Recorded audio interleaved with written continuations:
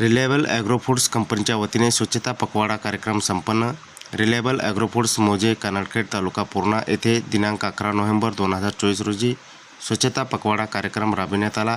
या कार्यक्रमाला मार्गदर्शन शाहिद हुसेन, अमरनाथ पटेल, डॉक्टर मोहम्मद आयुब, अब्दुल समद आदींनी केले, तर सहकारी व कर्मचारी वर्गांनी अधिक परिश्रम घेतले.